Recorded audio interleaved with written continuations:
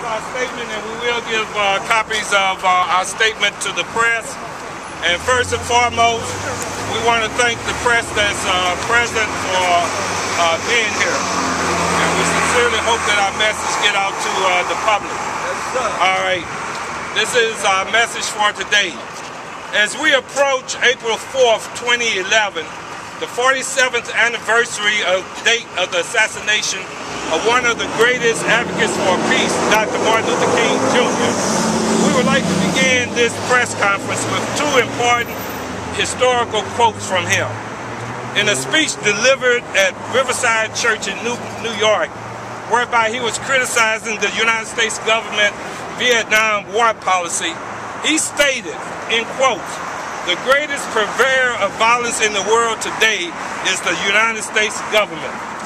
In another speech, he stated that he who passively accepts evil is as much involved in it as he who has perpetrated it. He who accepts evil without protesting against it really cooperates with it. Accordingly, it is in the above spirit of his quotes that we are gathered here today. Once again, the United States government is involving itself militarily in attacking yet another country.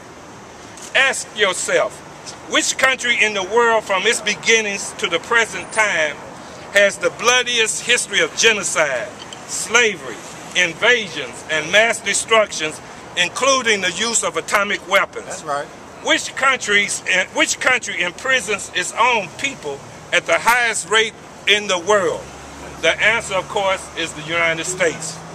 When we review United States' recent war history from Vietnam to the invasion of Grenada, Panama, Iraq, Afghanistan, the continuous dropping of bombs by drones in Pakistan, as well as the contradictory foreign policy support of dictators and monarchies in Saudi Arabia, Yemen, Bahrain, and Jordan, we know that no good can come from the United States and NATO imperialistic intervention of any kind in the affairs of the sovereign nation of Libya.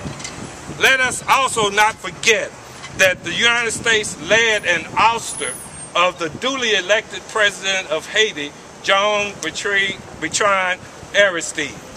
With the clear knowledge of the evil and double-faced foreign policy of the United States, we stand here today to express our outrage that the United States and other European powers have totally disregarded the African Union, which consists of 53 African nations, resolution that called for a non-foreign military intervention in the affairs of Libya.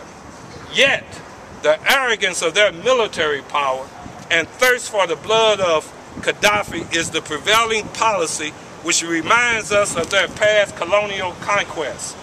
We also would like to remind the public that since the International Criminal Court is investigating Muammar Gaddafi for war crimes, then we say that this body should do likewise for George Bush and his administration. Right. Yeah. It was the Bush administration that conducted the Iraq war based on known lies of weapons of mass destruction that led to hundreds of thousands of innocent Iraqi civilians and United States soldiers being killed and wounded.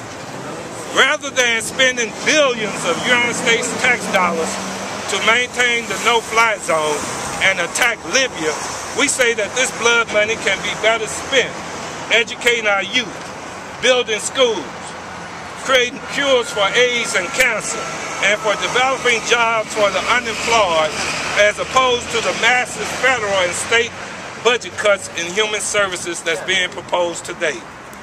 Finally, revolutionaries and progressives must be vigilant observers and mindful of the components of revolution versus reform or simple rebellion. That's right. We must never be quick to take sides or forget our history and objectives of imperialism over the interests of the masses of people. What we have seen in Egypt, Tunisia, and Libya is a reflection of the continued development of the class struggle in Africa. Africa can and must handle its own affairs. Stop the bombing, end military intervention in Libya,